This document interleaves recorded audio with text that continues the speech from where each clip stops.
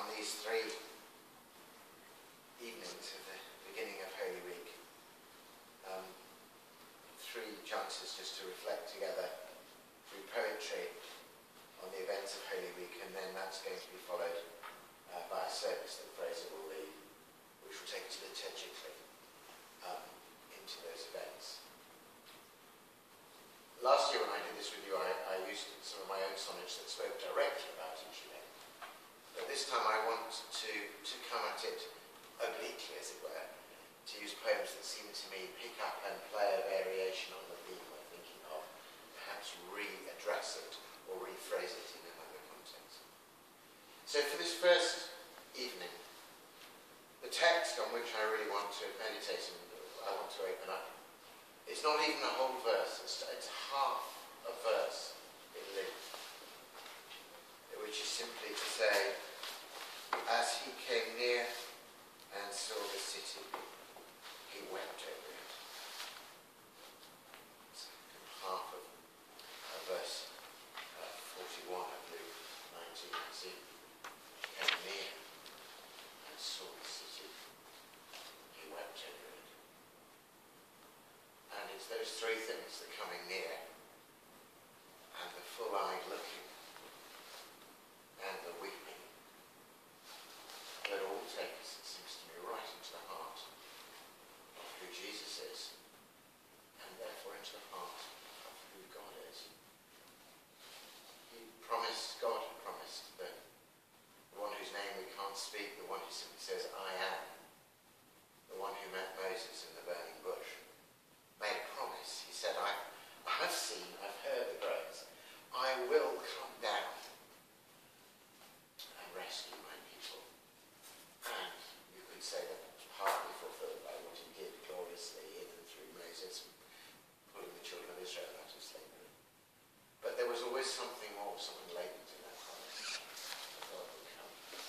And of course, in Jesus he came in the most astonishing way. Not as some bright and perfect angel popped down from heaven. Not even suddenly springing out of nowhere as a fully formed human being. But he came, of course, at first as that tiny little seed in the womb of Mary, growing and acquiring gradually, going through all the perhaps as we do in the womb, maybe going through what might be to be a creature of the sea, growing gradually through all the different stages and phases until he was fully human. And I suppose that the first thing he did was the first thing that most of us do, is cry. Just cry out with that first gasp of breath. But he didn't just cry in that sense clearly. He came in a sense so much to share what happens to us and how things are with us, that tears had to be at the heart of that. And I think ultimately, to know that Jesus wept, that's another verse in the Bible, even shorter than this one, just Jesus wept, is to know something about the heart of God. There's a lot of philosophers who talk about God as the ground of being, and like to say that the deepest essence of God is being itself. God is the beingness of being. And you get discourse like that, you can go on for a long time about it. And then they sort of add on to that some extra characteristics, like that he might have relation with us, or he might be a creator, or he might be loving. But some philosophers and theologians want to think of him as being first. If you take that view of God, then perhaps the closer you get to God, the closer you get to pure being, and you attain to a kind of unrelated, undifferentiated, perfect stillness and things. People who pursue that path, though, maybe begin to lose the connectedness and the relatedness. But I think the absolute essence of God, even more than being, is love. I think that's what's at the heart of the whole gospel, that God is love. And if God really is love, then the closer you get to God, the more completely, lovingly connected you will be with others and with others in the world. And the thing that will increase as you go into the heart of God is not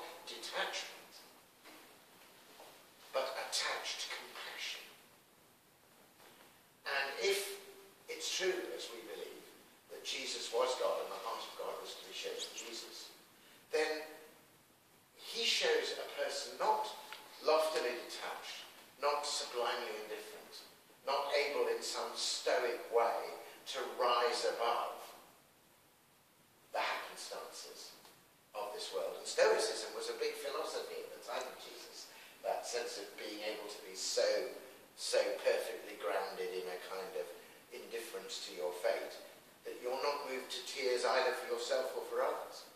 You're loftily rising above them. That's a very strong pull in the ancient world. And we see quite the reverse. We see not drawing away, but drawing near. We see not averting the eyes, but as in this verse, seeing. And we see not sublime kind of aphasia, but absolutely besotted, open-hearted, tearful compassion.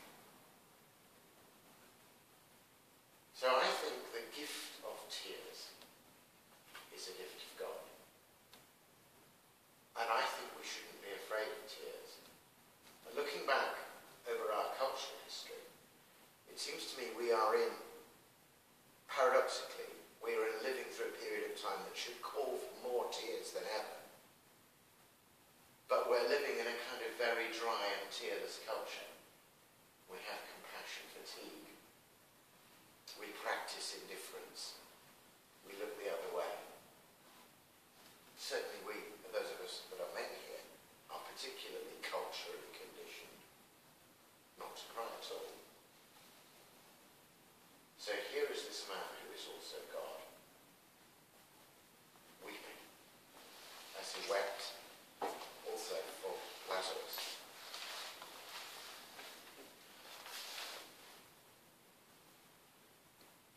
But were those tears cried just for once?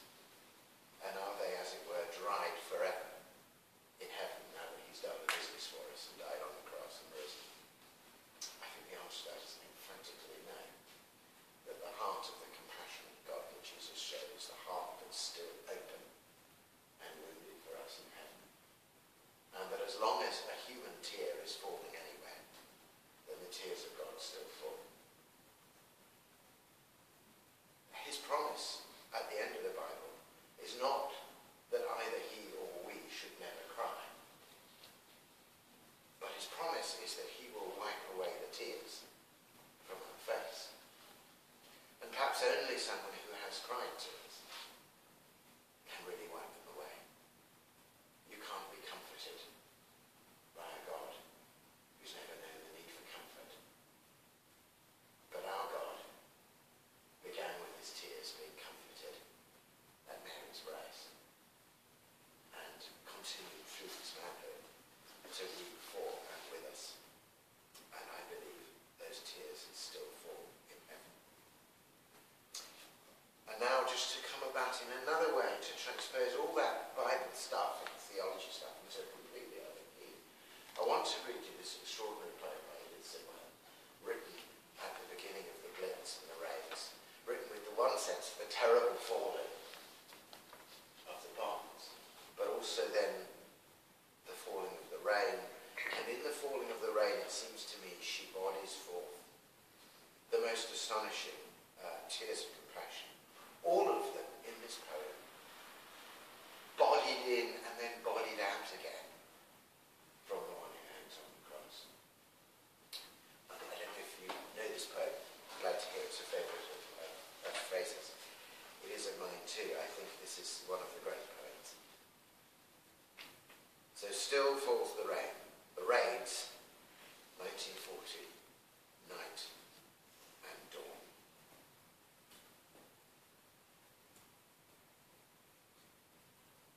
Still falls the rain, dark as the world of man, black as our loss, blind as the 1940 names upon the cross.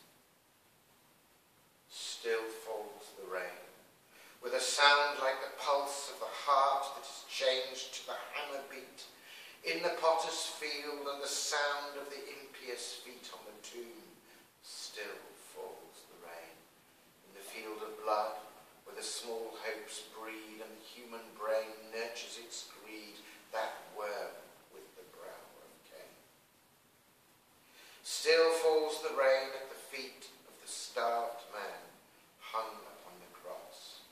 Christ, that each day, each night, nails there, have mercy on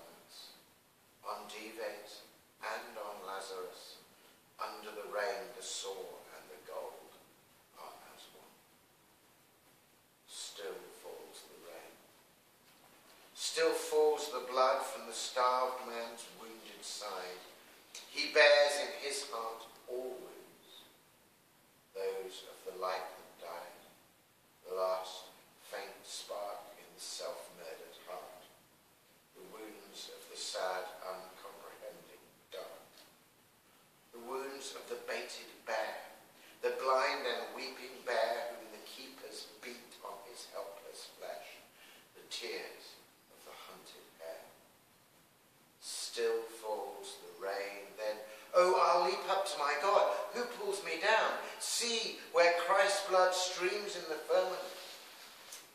It flows from the brow we nailed upon the tree, deep to the dying, to the thirsting heart that holds the fires of the world, dark smirched with pain as Caesar's long brow. Then sounds the voice of one who, like the heart of man, was once a child, who among beasts has lain. Still do I love, still shed my innocent light, my blood, for thee.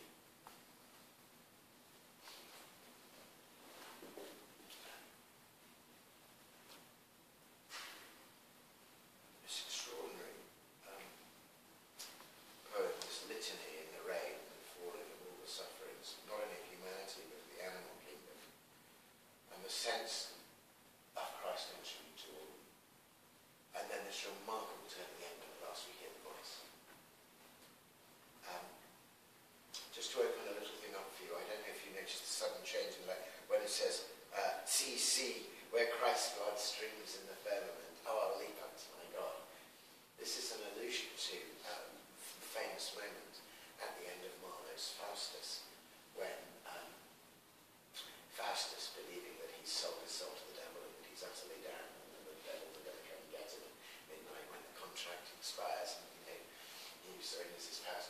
And then you have this moment where it says, see, Christ's blood, I'll leap up to my God, who pulls me down? And one of the sort of questions that might be opened up in that play is whether Faustus is really damned at all. Whether the contract with the devil is any good, that actually in the sense that what damns Faustus is not any, silliness with bits of paper and so on, but his own despair, his own belief that he couldn't be saved. That actually there was Christ's blood streaming in the firmament, and for him, for anyone, at any point, the blood was always there. And I think one of the most astonishing things about this poem is the way it reaches not only to the faithful who might think that Jesus is for them, but to absolutely everyone, to every person, every animal is suffering there, the tears will come to bear, and particularly reaches to what she calls here the last faint spark in the self-murdered heart, the wounds of the sad, uncomprehending dark. Those are the wounds, the self-inflicted wounds, the wounds of the heart that says, I can't be saved, it's not for me. The despairing, those, and again, she's thinking, of course, about Judas, the reference to the field of blood, the rain falling on that. And you can imagine in that situation in the Second War, at the beginning of these terrible raids, and the sense of the night that was coming on Europe, the temptation to despair, simply to despair about humanity, to despair about the possibilities of love or life, almost for anyone, just to give up, to roll over, to give in to the dark, must have been enormous. And so she has somehow to call Christ into that, and to see him on the cross, dying for everybody, both the inflictors of pain and the afflicted, to go deep into a depth for the whole of humanity. It's an extraordinary vision. When you think that, well, shall we say lesser poets were writing poetry at that time, which was all about keep us going and do dreadful things to the Germans, and the desire at that point to divide God's love and to have the ins and the outs and the goods and the bads, and to try and limit almost the atonement and the compassion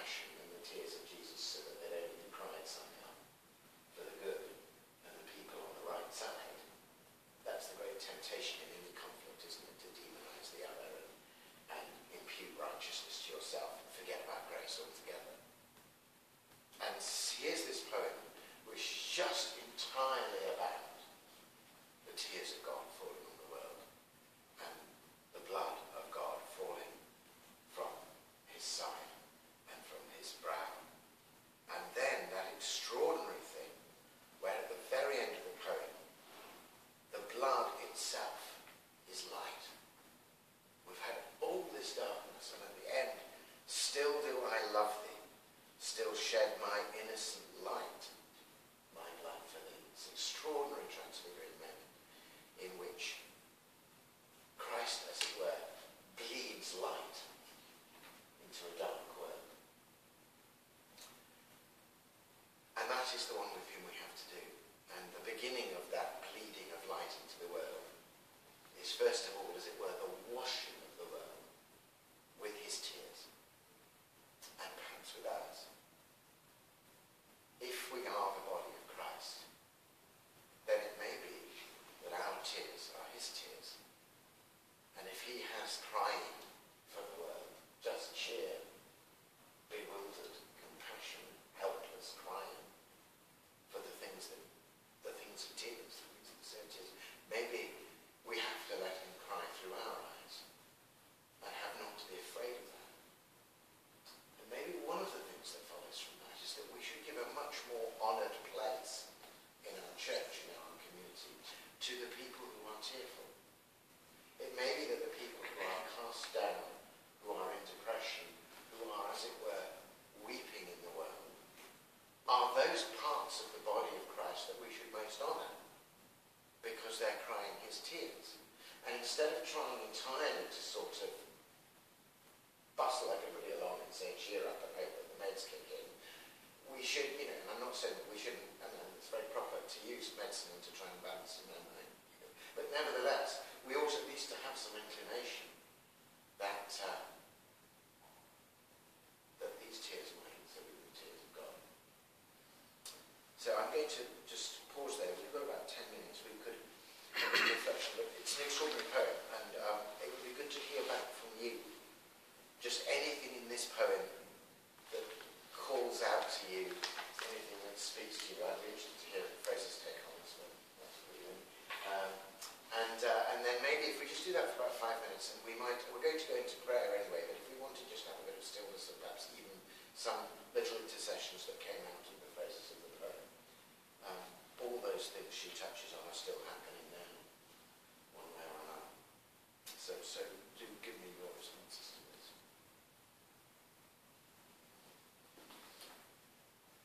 She was thinking, I think, mainly of the raids in London, but I'm mindful that those raids of 1940 included the bombing of Coventry Cathedral, and the remarkable provost there at the time saw the bombing of the cathedral as like the death of the body of Christ. The church is the body of Christ, and the church was dying. And it makes a connection between the crucifixion and those wartime raids that I think resonates very powerfully with what Edith Sitwell is writing about here. He also believed that the church that had died with Christ would rise again with him. We will come to in due course in this week. But first we have to acknowledge the dying.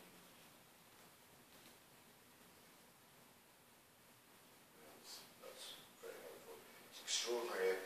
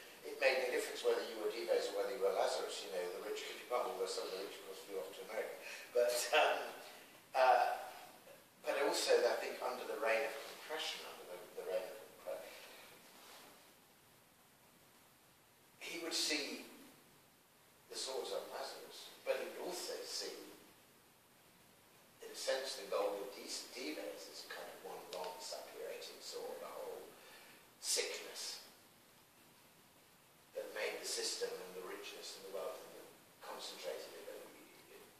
It's a very powerful sword, you say, the golden sword. There's a very beautiful falling and Dives and Lazarus. There's a really lovely poem of Scherbetini's where the poem is really a list of sort of emblems of the soul, things that might encapsulate. And one of them is he imagines a drop of water falling. He imagines Dives' prayer being answered, and Lazarus in compassion from heaven, letting the drop of water fall to Dives. And he says that's the soul. When you talked about that crying in heaven many years ago, and I had a sort of strange experience, I actually kind of knew that somehow, as though I was in deep grief, but there was something much bigger than what I was going through, which was a sort of cosmic grief, as though his grief was huge, because, and it still is. Yeah. And there's something kind of, when you get in touch with that, and if you cry those tears, there's something extraordinarily kind of cleansing about it. I've only ever once myself personally had that experience. I went on a pilgrimage once. I walked to Walsingham, and this was really quite a few years ago, and I kind of had my own, what I thought was my own agenda, and I was walking to Walsingham. It was at the end of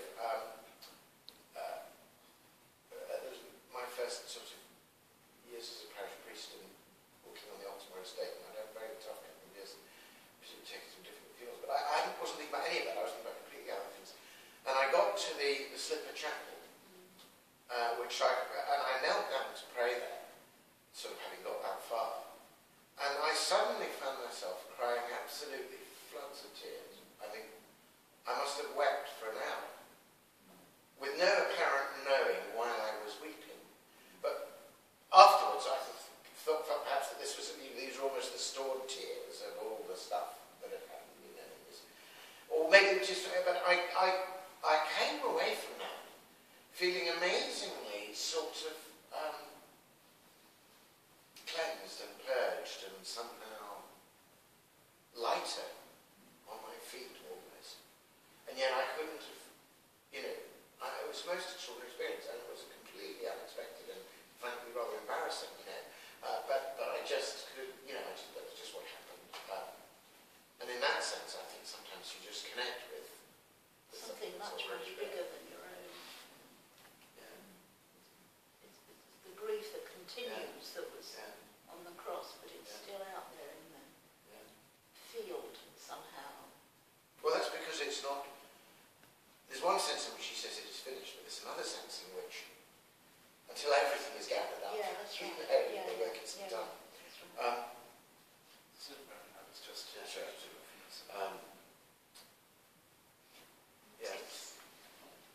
You can't always see the final hope. Sometimes, I mean, this person who didn't know what would happen at the end of the war, or whether good side won or poor, it doesn't. It matters, but it doesn't. But you don't realise the actual despair and the sadness, because they didn't know what was going to happen. So don't we what happened at the end of the war? Yeah. And everything is all right. I mean, people died a lot of grief, but there's that hope that is there all the time too. Yeah. Or should be there, but we don't always see it. We don't, and this poem doesn't actually, in a sense, get there. But what it does get to is the assurance of love. Yeah.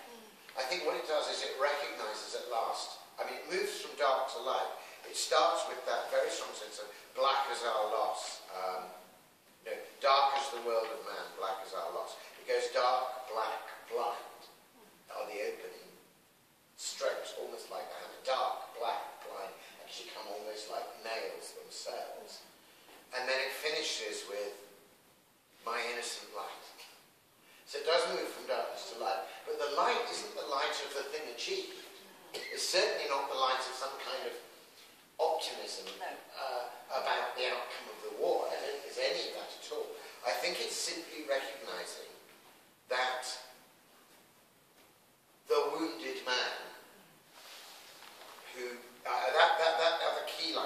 absolutely is the one about he bears in his heart all wounds, including when she goes on the light that died, which I think is personal despair, and he bears in his heart all wounds, and then you realise that that wounded heart that bears every other wound bleeds blood, and that seems to be the most extraordinary thing, that fusion. When he doesn't. I mean, it's wonderful because she doesn't say, "I shed my blood." It's kind of like light. She actually says, "I still, of course, be careful all this still do I love, still shed my innocent light." That's really poetry at its best when it just takes the one thing and makes it go.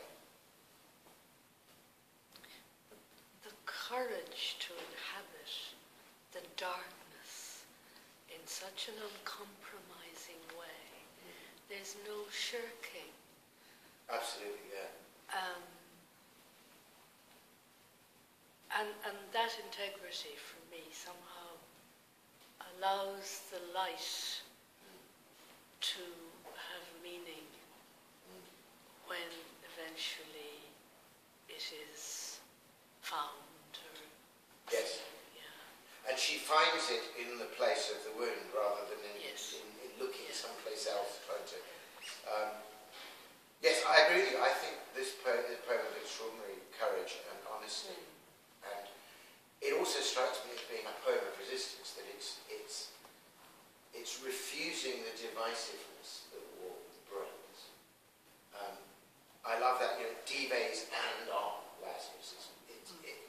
It's an astonishingly inclusive poem in the sense that all are included in the darkness, so that all can eventually be included in that sense of the light. It won't play mind games or political games or with any of that. It refuses that agenda, and that seems to me to be one of the things that we want poets and prophets to do for us. It reminds me of how in Ireland, Seamus Heaney refused to ally himself with either side of the conflict, but spoke with equal passion and compassion of the darkness and the pain on both sides of the divide. Yes, absolutely.